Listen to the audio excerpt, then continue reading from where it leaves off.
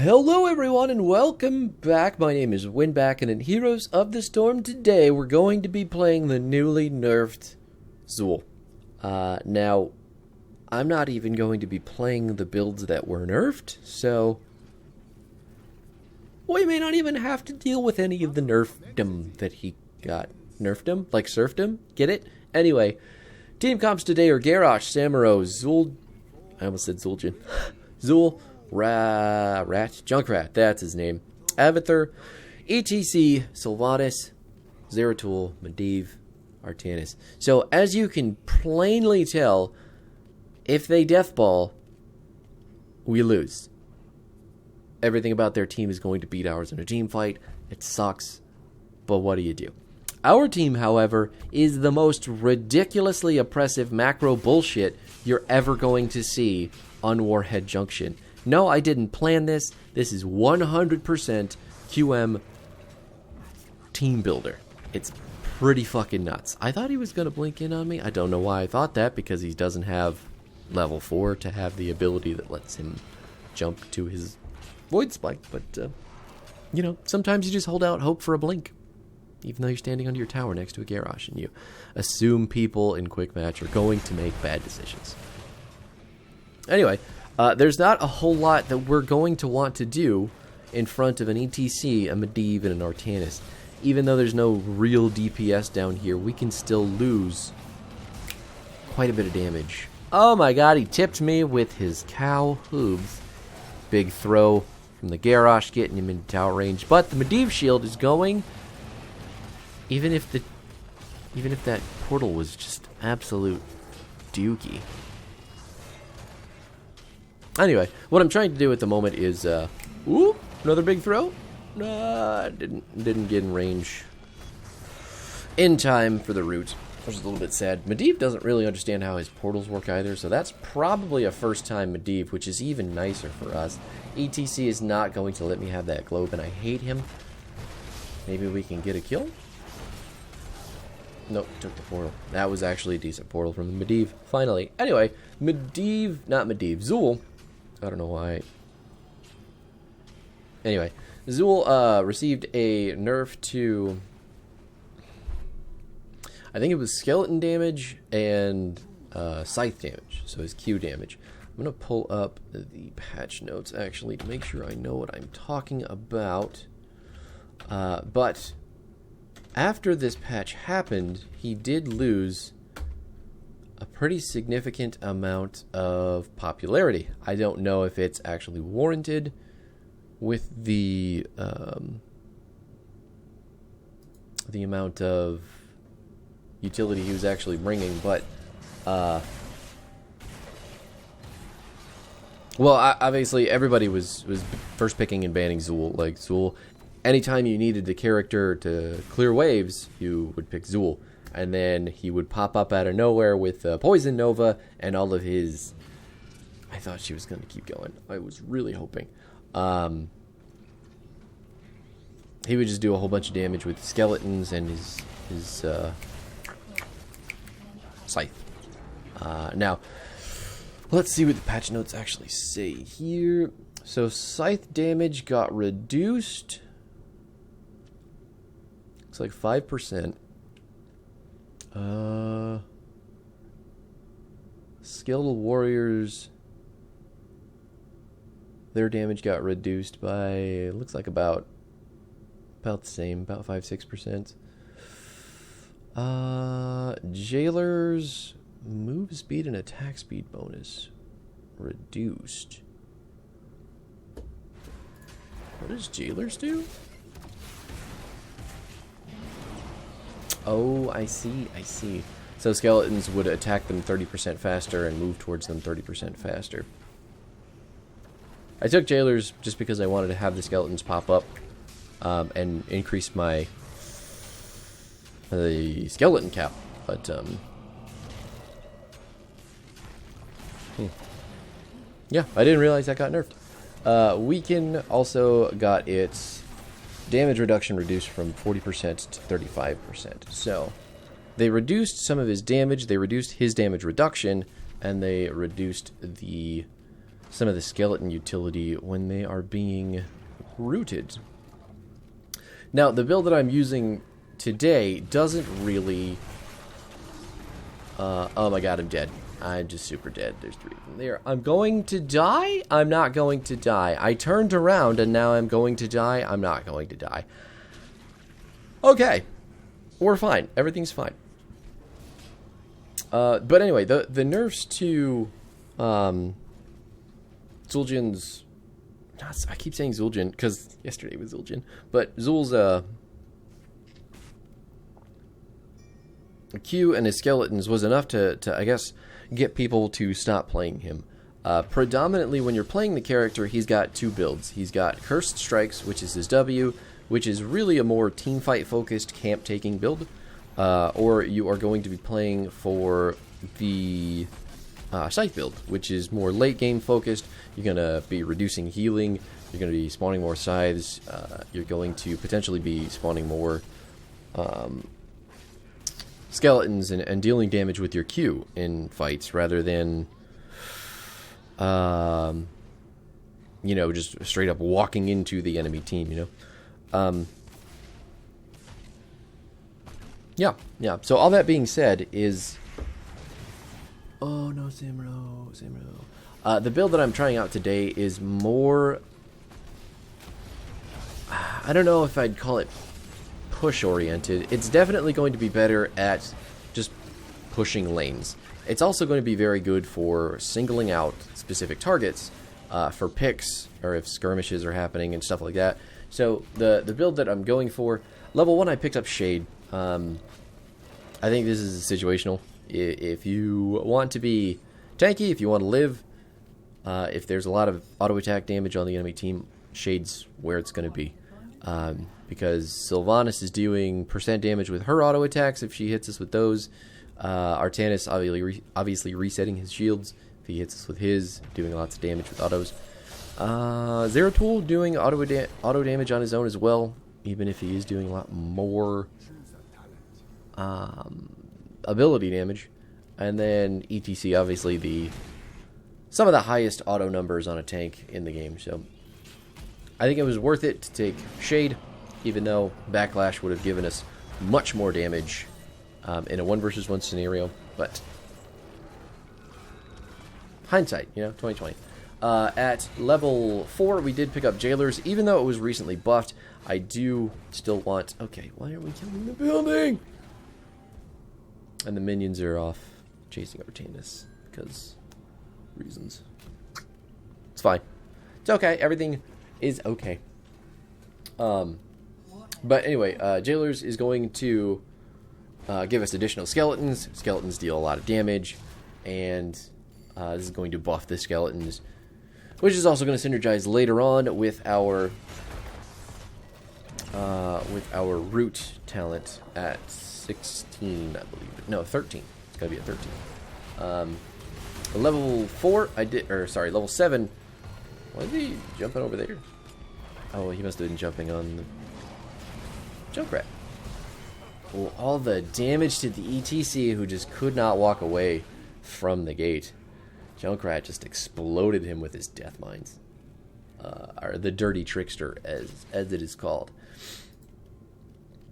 Trigul's Essence, though, is the talent that you take if you're being forced to do lots of macro. And in this case, since it's Warhead Junction and there's really nothing else for us to do because our team comp is so... we hate team fighting. Trigul's is going to give us mana and is going to give us health back every time a skilled warrior attacks an enemy. So it just says enemy, it doesn't say enemy hero. Anytime they attack an enemy. Meaning I'm guessing minions, and I don't know if that counts as buildings. This is a stupid call, by the way. Just a really stupid call. We can see them all coming up to us. We don't have anybody who can really kill that thing to begin with. We don't have a healer. This is bad. But I'm here to make bad decisions with my team because I can't let them do it on their own. There's Zeratul. I mean, Junkrat with the boop off. Just barely enough for us to get the channel, but unfortunate. Unfortunate. Anyway, I would just like to also point out that this Avatar has the least soak on our team. Almost the least in the game. So I think this is a first time Avatar to accommodate for a first time Medivh. Which was in and of itself a thing. But anyway, back to Zool, because he's more important. At 10 I picked up Skeletal Mages, even though I really don't like this talent. It's a utility talent. It's going to body block, it's going to slow, it's going to deal damage, and it's also going to help push. If you really just need to kill a building, it do be good at that. Yeah, and it's going to make the enemy team, if we get the skirmishes that we want, well, they're split, like say a 3 versus 3, or like a 4 versus any number that isn't 5. We're going to have a better time, and we're going to have better area control with mages. Poison Nova is great for doing damage, but it's more centered around, big flanks, 5 versus 5, just really manhandling the... Oh my god, please kill him. He's going to die. He's definitely going to die. There's no way he lives. Yeah, he's dead. Thank god. But Poison Nova is your... No. Okay. The Garrosh is out of this world, like space god brain from down under. Yeah, that's insane that he lived there. But, oh my god, and here's where I die. This is, see my death. No? Okay, thank god, here we go. It's gonna clear out the wave, push it a little bit harder. We're 1 fort to 1 fort right now with about half a level lead on the enemy team, which does mean we've got a talent tier. But again, we don't want to fight them much. So, you just got to keep control of the map. At 13, I picked up Amplify Damage, which is going to reduce the armor of whoever is rooted by our Bone Prison, our E, by 25%. So, anybody that Garrosh throws, essentially, is going to, if I'm good enough at landing the ability, be rooted, lose 25% of their armor, and hopefully die to Samuro, Zool, and Junkrat damage with a little bit of Abathur peppered in there. So we basically just want to keep the map in control, and we want to keep skirmishes and picks completely within our power to achieve. So that's why this build is kind of doing what this build is doing. I don't necessarily think this is the best of the 3 ways to build Zool, but certainly not the worst. Alright, I'm going to root and get stunned. Now I need to walk away. Hopefully Samuro is going back in. Toss from the Garrosh, taunting the Artanis as well. ETC flinging himself in, getting booped over into our towers, stunning me. Samuro's going to die, but Medivh is going to be killed by the Abathur, and Sylvanas goes down as well. I don't know why we won that fight. I really have no idea. I don't want to be here. I just saw Zeratul. There's no... yeah, I'm fucked if he ever tries to check that there. Okay. You need some help? I guess you got it. Weird. And honestly, with Garrosh, I mean, their team doesn't have a whole lot of ability to just outright kill him. So maybe that's why we can win big fights, because Garrosh can just walk at the enemy team. I really like to go back and look at that fight, honestly. But, yeah. There's no CC to really stop him from doing anything, so he doesn't need Indomitable. He's going to get a lot of health back with his... Oh, he didn't take Thirst for Blood. He went macro too. He decided to build macro Garrosh. I went in to help him and got myself killed. So we're just going to use the nuke here because I don't want them to have it. I guess I'm going to get ley lined before it goes off, but the enemy team is too stupid to stop me from channeling it, so they're not going to get my nuke, which is okay. Yeah, anyway. It's a little bit shocked by how much Garrosh can do on his own. But yeah, he built off lane as well with that talent. I'm a little surprised he didn't take Decimate, but in for the kill is going to reset the cooldown of Bloodthirst when it kills anything. So if you kill a minion or a monster with it, you get the cooldown back immediately. So you can clear waves really quick with Garrosh. He also took Oppressor, which is really great for reducing damage on characters like Zeratul, like Sylvanas, like Medivh. A lot of that ability damage that they're doing is cut almost in half by Oppressor if Garrosh just slaps him a couple times, which is really good. It's really good. That talent is so underutilized because of Friendly Toss, but it's good. I said it in the Garrosh video. Just checking the camp there with our abilities over the wall. That's the boss. We have to defend that, but we have 20 to 19, so it's like, who really cares? Anyway, at 16, I did end up picking up Bone Spear. It's the... I don't know. I think it's the least utility-based of the abilities, because it's just damage. But it does help a shitload with clear. And since we're not doing a lot of just face-first team fighting, the other two talents are just not... They don't have as much... They're more incidental in what they can do, whereas Bone Spear is just like, throw that bitch out, do some damage, or go push. If you hit a lineup of minions with your spear and your Q, they're basically all dead, and then skeletons will finish off any stragglers. So it's pretty good. It's pretty good.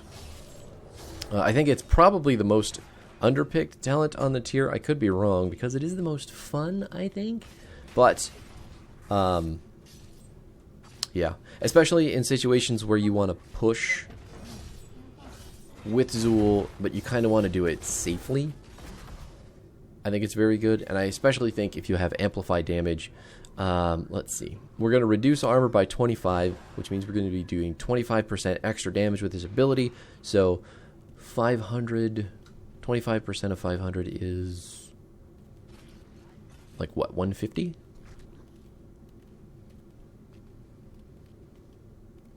It's like 125, right? Yeah, 125.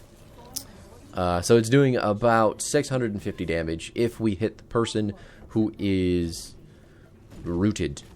On top of our scythe, which is also dealing a shitload of damage. Wow, 433. I did not realize it did that much.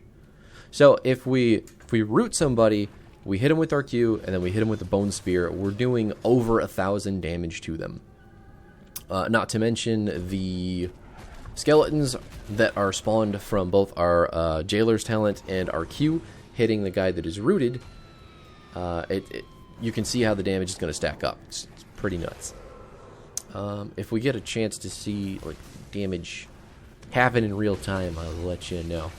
Oh no, it's a 2 versus 4. I didn't want Garrosh to die again, so here I am. I think I'm dead. Pretty sure I'm dead? Nope, Garrosh is here to save me. I am hopefully just... No, I think he's dead. I think he's finally dead. Yeah, bummer. Sorry, buddy. Thank you for saving me, though. And Junkrat, I don't know what happened there with you, but Samuro is over here getting a keep for us. That is fantastic. So my whole plan right now is to make the enemy team want this nuke, but never let them have it. So this is basically us playing from our maximum safe range, potentially getting an Abathur hat if he ever wants to leave Samuro alone. They did pick up the nuke, but now I just stop their backs, because Samuro is having himself a field day in the top lane with that Sylvanas. Don't ping me back. I know what I'm doing. You guys don't get to leave until I say you can leave. Got it. Way to go, Abbott. He's B-stepping. He's B-stepping on the most... I don't understand. Okay. Bye. See ya. I had the Abathur hat there, so I wasn't actually ever worried about losing to the Artanis. Plus, Skeletal Mages. I mean, ETC's just been stopped from going back to his base I don't know how many times, and we're controlling the ever-loving shit out of the map, which on Warhead is basically like is the only way to win the game. If you're playing the game long, which is kind of how it forces you to play, you are going to need to win through the map, because team fights are so split up, because the objective is always so split up. The objective, I don't even feel like is useful on Warhead, so barf. But we're doing such an amazing job at defending lanes, at pushing lanes, at getting just kind of value everywhere on the map, and forcing the enemy team to react to all of our stuff rather than making their own decisions. We just win. It's a slow win, but it's a win. And honestly, I mean, you could really stop and think about that as a whole for HOTS. So if your enemy team, or if the enemy team kills you, or kills any number of your teammates, they now have more time to stop and think about the map and how to win. If you're killing the enemy team, or you're taking things away from them, oh man, I thought you was going to go for that for sure. You're taking things away from them. Now they have to react to what's happening in those positions, so they can't think about coming back or how to win the game from behind. So it's just that's how the snowball works in any MOBA, honestly. If you're able to take your enemy's attention from their win condition and put it into, how do we not lose right now real fast, you essentially just solidify your victory later on, as long as you're sticking to your game plan and you don't throw away really easy stuff. So, hey, that's Zool, and my philosophical rant about how to win the game. But here is the build one more time. Shade, Jailers, Tregel's Essence, Skeletal Mages, Amplify Damage, Bone Spear, Kalen's Edict. I think this is definitely a mage-centric Zool. You can't run in with this build like you can with Cursed Strikes. Same thing with Grim Scythe. Using the Q build, you also have to sit kind of back, let the team fight come to you, instead of just running face first in with Bruiser Zool. So I like playing this build. I just don't think it is, of the three, the best one. It's probably the least good. But with the nerfs to Zool, it's like, why not try it out? And I managed to get the perfect map for it. So thanks so much for hanging out. I know it was a Warhead game, so it's long as fuck, but feel free to like, comment, subscribe. Let me know what you want to see, because I have lots of things I can play, but I never really know what to do. I will be back tomorrow with the final video of the week, then we'll close it out. See you guys later. But as for today, peace out. Have a good one.